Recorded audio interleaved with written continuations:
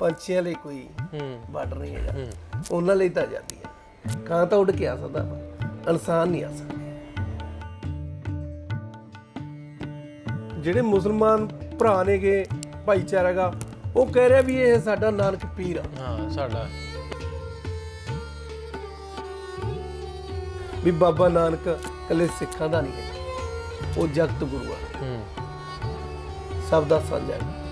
ਸਾਡਾ ਦਿਲ ਤਾਂ ਧੜਕਦਾ, ਸਾਡਾ ਮੁਰਸ਼ਿਦ ਇੱਥੇ ਆ ਯਾਰ। ਉਹ ਜਿਹੜੇ ਭਾਰਤ ਦੀ ਕੀ ਦਾਸਤਾਨ ਸੁਣਾਵਾ, ਮਰਦੇ ਦੋਵੇਂ ਪਾਸੇ ਪੁੱਤਰ ਮਾਮਾ।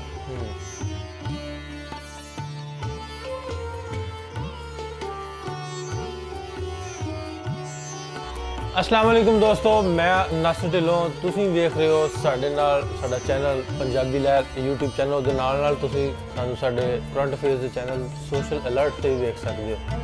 अज असीं मौजूद हाँ ननकाना साहब दी पावन पवित्र धरती ते। इत्थे बाबा जी नानक सरकार दा 555वां प्रकाश पुरब मनाया जा रहा। अज उहदा दूसरा दिहाड़ा है। कल नगर कीर्तन सजेगा।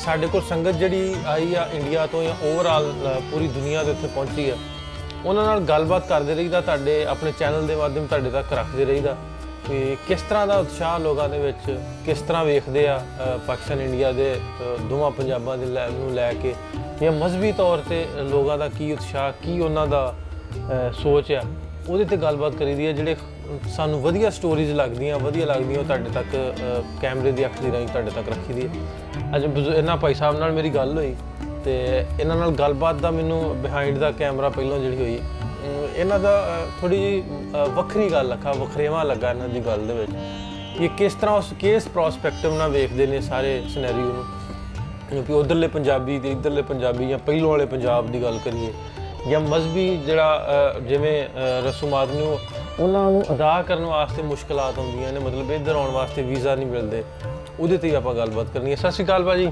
ਖਾਲਸਾ ਜੀ, ਫਤਿਹ ਜੀ। ਫਤਿਹ ਭਾਅ ਜੀ, ਕੀ ਨਾਂ ਤੁਹਾਡਾ? ਮੈਨੂੰ ਗੁਰਦੀਪ ਸਿੰਘ। ਗੁਰਦੀਪ ਭਾਅ ਜੀ, ਪਹਿਲਾਂ ਸਾਰਿਆਂ ਨਾਲ ਪਹਿਲਾਂ ਤੇ ਦੱਸਿਓ ਵੀ ਤੁਹਾਡਾ ਸ਼ਹਿਰ ਕਿਹੜਾ?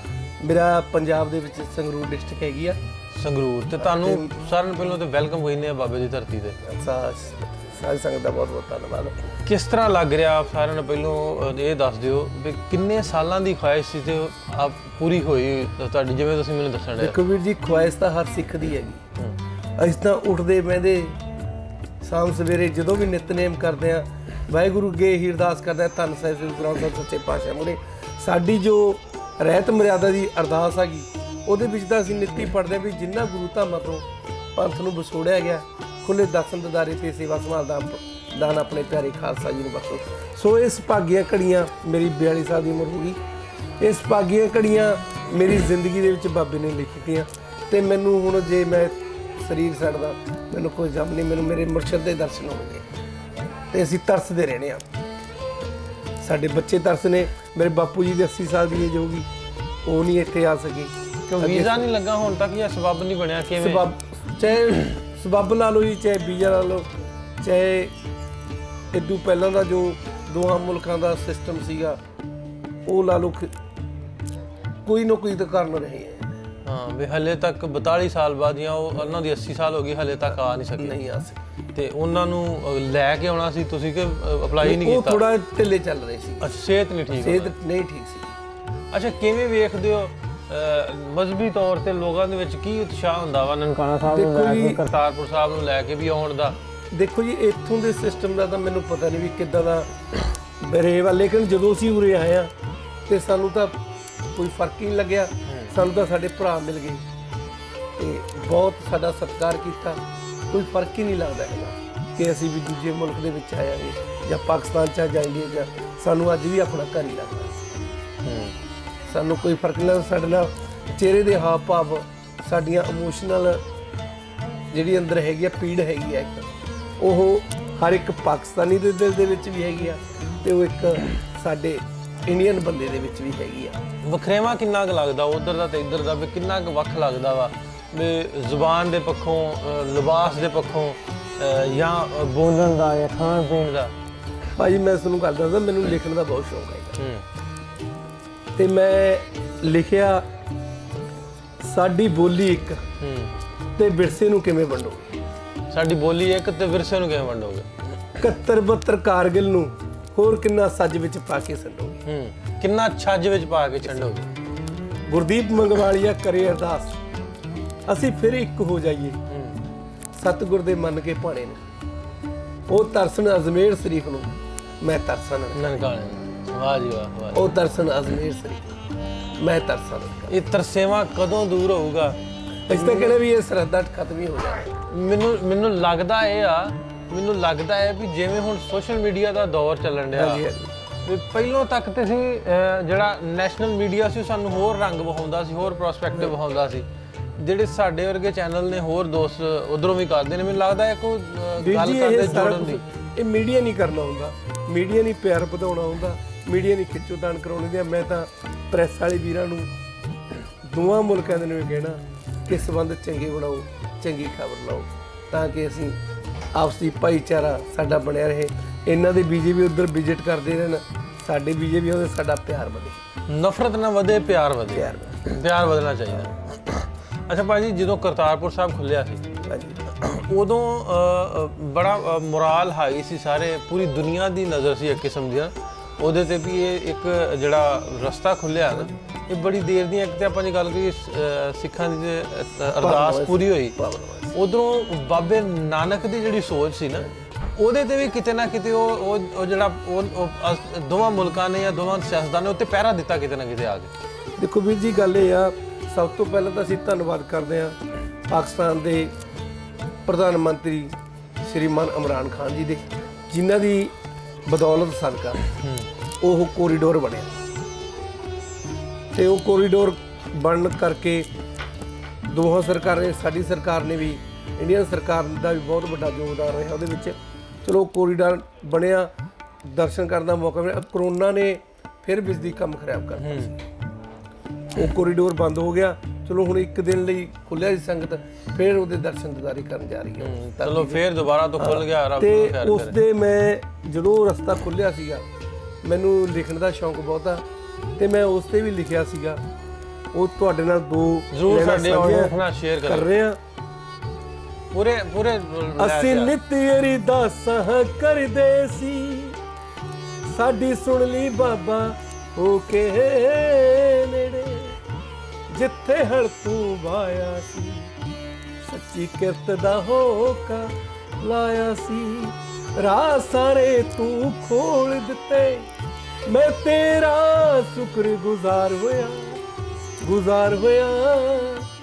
ਸਤ ਕਰਤਾਰ, ਸਤ ਕਰਤਾਰ, ਸਤ ਕਰਤਾਰ ਮੈਂ ਆਖੀ ਜਾਵਾਂ, ਜਦ ਤੇਰਾ ਮੈਨੂੰ ਦੀਦਾਰ ਹੋਇਆ, ਜਦ ਅੱਜ ਤੇਰਾ ਮੈਨੂੰ ਦੀਦਾਰ ਹੋਇਆ।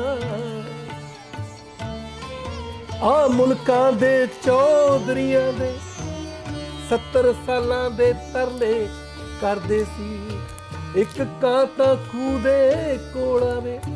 ਪੰਛੀਆਂ ਲਈ ਕੋਈ ਬਾਰਡਰ ਨਹੀਂ ਹੈਗਾ, ਉਹਨਾਂ ਲਈ ਤਾਂ ਜਾਂਦੀ। ਕਾਂ ਤਾਂ ਉੱਡ ਕੇ ਆ ਸਕਦਾ, ਇਨਸਾਨ ਨਹੀਂ ਆ ਸਕਦਾ।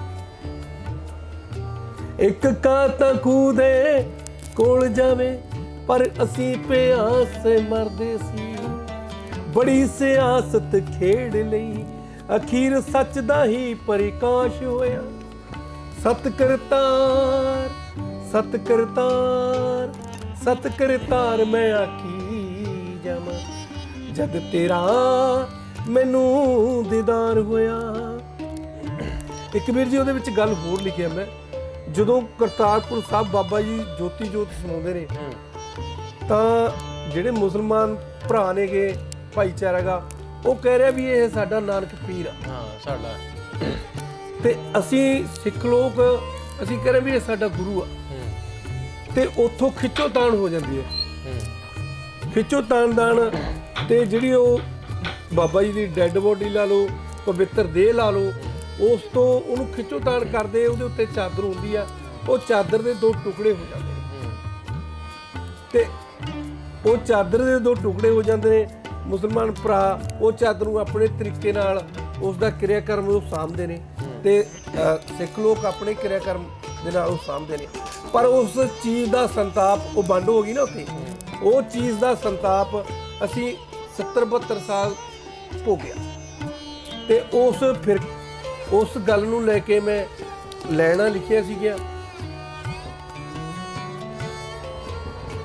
ਧਰਮ ਦੀ ਚਾਦਰ ਬਾਬਾ ਜੀ ਅਸੀਂ ਪਾੜ ਕੇ ਲੀਰਾਂ ਕਰਤੀ ਸੀ, ਅਸੀਂ ਪਾਪੀ ਅਣਜਾਣ ਰਹੇ ਉਹ ਧਰਤੀ ਤੇਰੇ ਘਰ ਦੀ ਸੀ, ਕੰਡਿਆਲੀਆਂ ਤਾਰਾਂ ਲੱਗ ਗਈਆਂ, ਇੰਨੀਆਂ ਵੱਡੀਆਂ ਪੈ ਗਈਆਂ, ਉੱਥੇ ਕੰਡਿਆਲੀਆਂ ਤਾਰਾਂ ਲੱਗੀਆਂ ਨਾ, ਹੋਰੀ ਤਾਰ ਹੈ ਫਿਰ ਵਾਟਰ ਦੀ ਜਿਹੜੀ ਉੱਥੋਂ ਦੀ ਜਾਂਦੀ ਹੈ, ਕੰਡਿਆਲੀਆਂ ਤਾਰਾਂ ਲੱਗ ਗਈਆਂ, ਬੜਾ ਔਖਾ ਸਮਾਂ ਗੁਜ਼ਾਰ ਹੋਇਆ, ਸਤ ਕਰਤਾਰ ਸਤ ਕਰਤਾਰ ਸਤ ਕਰਤਾਰ ਮੈਂ ਆਖੀ ਜਾਵਾਂ, ਜਦ ਤੇਰਾ ਮੈਨੂੰ ਦੀਦਾਰ ਹੋਇਆ।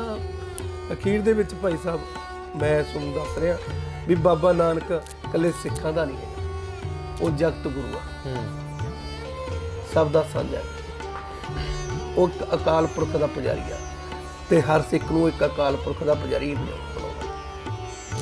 ਕੋਈ ਆਖੇ ਨਾਨਕ ਪੀਰ ਤੁਸੀਂ, ਕੋਈ ਆਖੇ ਮੌਲਾ ਫਕੀਰ ਤੁਸੀਂ, ਕੋਈ ਨਾਨਕ ਲਾਂਬਾ ਪੂਜ ਰਿਹਾ, ਉਹ ਸਭ ਦੀ ਸਾਂਝੀ ਜਗੀਰ ਤੁਸੀਂ। ਇੱਕ ਓਂਕਾਰ ਦਾ ਹੋਕਾ ਲਾਇਆ ਏ, ਇੱਕ ਓਂਕਾਰ ਦਾ ਹੋਕਾ ਲਾਇਆ ਏ, ਸੁਣ ਕੇ ਗੁਰਦੀਪ ਮੰਗਵਾਲੀਆ ਤਨ ਬਲਿਹਾਰ ਹੋਇਆ, ਸਤ ਕਰਤਾਰ ਮੈਂ ਆਖੀ ਜਾਵਾਂ, ਜਦ ਤੇਰਾ ਮੈਨੂੰ ਦੀਦਾਰ ਹੋਇਆ। ਵਾਹ ਜੀ ਵਾਹ, ਵਾਹ ਜੀ ਵਾਹ, ਕੀ ਬਾਤ। ਅੱਛਾ ਭਾਜੀ ਗੁਰਦੀਪ ਭਾਜੀ, ਜਿਵੇਂ ਇਸ ਤਰ੍ਹਾਂ ਤੁਸੀਂ ਆਏ ਨਨਕਾਣਾ ਸਾਹਿਬ ਪਹਿਲੀ ਵਾਰੀ ਆਏ, ਬੜੀ ਦੇਰ ਦੀ ਖੁਆਇਸ਼ ਸੀ ਫਾਦਰ ਸਾਹਿਬ ਦੀ ਵੀ ਤੁਹਾਡੀ ਵੀ, ਜਦੋਂ ਆਏ ਪਹਿਲੀ ਵਾਰੀ ਆ ਕੇ ਉਹ ਫੀਲਿੰਗਸ ਸ਼ੇਅਰ ਕਰ ਦਿਓ ਵੀ ਕਿਸ ਤਰ੍ਹਾਂ ਦੀ ਫੀਲਿੰਗ ਸੀ ਤੁਹਾਡੀ? ਭਾਜੀ ਉਹ ਤਾਂ ਬਿਆਨ ਹੀ ਨਹੀਂ ਕਰ ਸਕਦਾ, ਅੱਖੀਆਂ ਤਰਸ ਗਈਆਂ, ਸਾਡਾ ਦਿਲ ਤਾਂ ਧੜਕਦਾ, ਸਾਡਾ ਮੁਰਸ਼ਿਦ ਇੱਥੇ ਆ ਯਾਰ, ਸਾਡਾ ਮੁਰਸ਼ਿਦ ਇੱਥੇ ਆ, ਇਹ ਤੋਂ ਬਿਨਾਂ ਤਾਂ ਸਾਡਾ ਗੁਜ਼ਾਰਾ ਹੈ। ਇਹਦੀ ਬਾਣੀ ਦੀ, ਬਾਬੇ ਨਾਨਕ ਦੀ ਬਾਣੀ ਹੀ ਸਿੱਖ ਦਾ ਜੀਵਨ ਸਵਾਰ, ਇੱਕ ਸਿਧਾਂਤ ਦਿੰਦੀ ਹੈ ਜ਼ਿੰਦਗੀ ਜਿਉਣ ਦਾ, ਇੱਕ ਚੱਜ ਸਿਖਾਉਂਦੀ ਹੈ ਵੀ ਬੰਦਿਆਂ ਤੇ ਜਿਉਣਾ ਕਿਵੇਂ, ਨੇਕ ਬੰਦੇ ਨੂੰ ਨੇਕੀ ਦੇ ਰਾਹ ਤੇ ਪਾਉਂਦੀ, ਫਿਰ ਉਹਦੇ ਵਿੱਚ ਕੀ ਮੁਸਲਮਾਨ ਤੇ ਕੀ ਸਿੱਖ ਕੀ। ਬਹੁਤ ਵਧੀਆ। ਅੱਛਾ ਭਾਜੀ ਫੀਲਿੰਗਸ ਦੀ ਗੱਲ ਹੋਣ ਰਹੀ ਸੀ, ਪੰਜਾਬ ਦੀ ਜੇ ਆਪਾਂ ਗੱਲ ਕਰਦੇ ਆ, ਆਪਾਂ ਪਹਿਲਾਂ ਗੱਲ ਕਰਨਾ ਹੈ ਵੀ ਇੱਕੋ ਜਿਹੇ ਕੁਛ ਆ, ਅਸੀਂ ਪਿੱਛੋਂ ਸਾਰੇ ਸਾਡੀਆਂ ਸ਼ਕਲਾਂ ਮਿਲਦੀਆਂ, ਬੋਲੀ ਮਿਲਦੀ, ਪਹਿਨਾਵਾ ਇੱਕ ਸਾਰਾ ਕੁਝ ਤਕਰੀਬਨ ਇੱਕ ਹੈ। ਆਉਣ ਵਾਲੇ ਟਾਈਮ 'ਚ ਫਿਊਚਰ 'ਚ ਕਿਵੇਂ ਦੇ ਹੋਣੇ ਚਾਹੀਦੇ ਤੁਸੀਂ ਵੇਖਦੇ ਹੋ? ਜਿਵੇਂ ਅਮਰੀਕਾ, ਕੈਨੇਡਾ, ਯੂਰਪ, ਸਾਰਾ 27 ਮੁਲਕ ਇਕੱਠੇ ਹੋ ਗਏ ਲੜ ਲੜ ਕੇ, ਚਲੋ ਵੀ ਇਹ ਬਾਰਡਰ ਖੁੱਲ੍ਹਣ, ਸਾਡਾ ਕਾਰੋਬਾਰ ਵਧੇ, ਸਾਡੇ ਖੇਤੀ ਦੇ ਕਾਰੋਬਾਰ ਵਧਣ, ਅਸੀਂ ਇੱਧਰੋਂ ਮੈਂ ਮੀਆਂ ਵਾਲੀ ਮੰਡੀ ਵਿੱਚ ਬੈਠ ਕਰਨ ਗੌਰ ਦਾ ਕਰੀ ਕਿਤੇ ਮੇਲ ਅਰਬਾ ਦਿੱਲੀ ਤੇ ਲਾਹੌਰ ਦਾ, ਅਸੀਂ ਤਾਂ ਆਪ ਚਾਹੁੰਦੇ ਆ ਵੀ ਹੋਵੇ। ਤੇ ਮੈਂ ਲਿਖਿਆ ਸੀਗਾ ਉਹ ਜਿਹੜੇ ਭਾਰਤ ਦੀ ਕੀ ਦਾਸਤਾਨ ਸੁਣਾਵਾਂ, ਮਰਦੇ ਦੋਵੇਂ ਪਾਸੇ ਪੁੱਤਰ ਮਾਮਾ ਇੱਕ ਦੂਜੇ ਤੇ ਬੰਦੂਕਾਂ ਤਾਣੀਆਂ, ਜਦੋਂ ਵਿਛੜੇ ਸੀ ਇੱਕ ਦੂਜੇ ਕੋਲੋਂ ਹੰਝੂ ਡੋਲੇ ਸੀ ਪੰਜਾਂ ਪਾਣੀਆਂ, ਹੰਝੂ ਡੋਲੇ ਸੀ ਪੰਜਾਂ ਪਾਣੀਆਂ, ਹੱਸਦੇ ਬਸਦੇ ਦੇਸ ਮੇਰੇ ਨੂੰ ਗੋਰੇ ਅੰਗਰੇਜ਼ਾਂ ਨੇ ਨਜ਼ਰਾਂ ਲਾਈਆਂ, ਲੁੱਟ ਖਸੁੱਟ ਕਰ ਭਾਰਤ ਮੇਰੇ ਵਿੱਚ ਵੰਡੀਆਂ ਪਾਈਆਂ, ਰਾਜਨੀਤੀ ਦੀਆਂ ਖੇਡੀਆਂ ਐਸੀਆਂ ਚਾਲਾਂ, ਕਿੱਥੋਂ ਲੱਭੀ ਉਹ ਜਿਹੜੇ ਟਿਕਾਣੇ ਨੂੰ, ਉਹ ਤਰਸਣਾ ਜ਼ਮੀਰ ਸ਼ਰੀਫ ਨੂੰ ਮੈਂ ਤਰਸਾਂ ਨਾ ਕਰੇ, ਉਹ ਤਰਸਣਾ ਜ਼ਮੀਰ ਸ਼ਰੀਫ। ਬਹੁਤ ਸ਼ੁਕਰੀਆ ਗੁਰਦੀਪ ਭਾਜੀ ਤੁਹਾਡਾ। ਗੁਰਦੀਪ ਭਾਜੀ ਕੋ ਆਪਾਂ ਗੱਲਬਾਤ ਇਹਨਾਂ ਨਾਲ ਕੀਤੀ, ਬੜੇ ਅੱਛੇ ਅੰਦਾਜ਼ 'ਚ ਉਹਨਾਂ ਨੇ ਆਪਣੇ ਸ਼ਾਇਰਾਨਾ ਅੰਦਾਜ਼ 'ਚ ਆਪਣੀ ਫੀਲਿੰਗਸ ਨੂੰ ਸ਼ੇਅਰ ਕੀਤਾ। ਸੋ ਇਸੇ ਤਰ੍ਹਾਂ ਹੀ ਕੋਸ਼ਿਸ਼ ਕਰਦੇ ਰਹੀਦਾ ਵਾ ਲੋਕਾਂ ਦੇ ਨਾਲ ਮਿਲ ਕੇ, ਉਹਨਾਂ ਨਾਲ ਗੱਲਬਾਤ ਕਰਕੇ ਵੀ ਗੱਲਬਾਤ ਤੁਹਾਡੇ ਤੱਕ ਰੱਖੀਏ ਵੀ ਲੋਕ ਕੀ ਫੀਲ ਕੀ ਕਰਦੇ ਆ, ਇੱਧਰ ਵਾਲੇ ਹੋਣ ਜਾਂ ਉੱਧਰ ਵਾਲੇ ਹੋਣ, ਜਦੋਂ ਇੱਥੇ ਆਉਂਦੇ ਉਹਨਾਂ ਦੇ ਐਕਸਪੀਰੀਅੰਸ ਸ਼ੇਅਰ ਕਰੀਦੇ, ਤਾਂ ਕਿ ਇੱਕ ਜਿਹੜਾ 70-72 ਵੜਿਆਂ ਤੋਂ ਇੱਕ ਜਿਹੜੀਆਂ ਕੀ ਆਪਾਂ ਕਹਿ ਲਈਏ ਉਹ ਜ਼ੇਨ 'ਤੇ ਨਕਸ਼ ਨੇ ਕੁਛ ਗੱਲਾਂ ਐਸੀਆਂ ਵੀ ਉਹ ਆਉਂਦੇ ਸਾਨੂੰ ਉਹਨਾਂ ਮਾਰਿਆ ਸੀ, ਅਤੇ ਉਹ ਆਉਂਦੇ ਸਾਨੂੰ, ਉਹ 70 ਸਾਲਾਂ ਤੋਂ ਪਹਿਲਾਂ ਦੀ ਗੱਲ ਜਿਹੜੀ ਆ, ਉਹ ਸਾਡੇ ਇੱਕ ਦੂਜੇ ਨੂੰ ਨਾ ਜਾਣਨ ਦੀ ਵਜ੍ਹਾ ਨਾਲ ਅਸੀਂ ਬਹੁਤ ਦੂਰ ਹੋ ਗਏ ਇੱਕ ਦੂਜੇ ਦੇ ਨਾਲ। ਅਸੀਂ ਉਹ ਜਿਹੜੇ ਕੁਛ ਲੋਕਾਂ ਦਾ ਕੰਮ ਸੀ, ਕੁਛ ਸ਼ਰਾਰਤੀ ਲੋਕਾਂ ਦਾ, ਕੁਛ ਹਰ ਪਿੰਡ 'ਚ ਹਰ ਸ਼ਹਿਰ 'ਚ ਥੋੜ੍ਹੇ ਹੁਣ ਵੀ ਹੈਗੇ, ਉਦੋਂ ਵੀ ਹੈਗੇ ਸੀ। ਜੇ ਸੱਚ ਆ ਸੱਚ ਦੇ ਨਾਲ ਝੂਠ ਵੀ, ਜੇ ਚੰਗਾ ਚੰਗੇ ਦੇ ਨਾਲ ਮਾੜਾ ਵੀ, ਠੀਕ ਹੈ। ਚਲੋ ਇਹ ਪੰਜੇ ਉਂਗਲਾਂ ਇੱਕੋ ਜਿਹੀਆਂ ਨਹੀਂ ਹੁੰਦੀਆਂ, ਪੰਜੇ ਭਰਾ ਇੱਕੋ ਜਿਹੇ ਨਹੀਂ ਹੁੰਦੇ। ਆਪੋ ਆਪਦੇ ਬੰਦੇ ਦੇ ਹਾਵ ਭਾਵ ਹੁੰਦੇ ਨੇ, ਕੋਈ ਕਿਸ ਤਰੀਕੇ ਦਾ, ਕੋਈ ਕਿਸ ਤਰੀਕੇ ਦਾ, ਲੇਕਿਨ ਸਾਨੂੰ ਮਿਲ ਜੁਲ ਕੇ ਰਹਿਣਾ ਚਾਹੀਦਾ। ਬਹੁਤ ਸ਼ੁਕਰੀਆ ਗੁਰਦੀਪ ਜੀ। ਮਿਲਦੇ ਆ ਫਿਰ ਕਿਸੇ ਪ੍ਰੋਗਰਾਮ 'ਚ। ਇਜਾਜ਼ਤ ਦਿਓ, ਰੱਬ ਰੱਖਾ।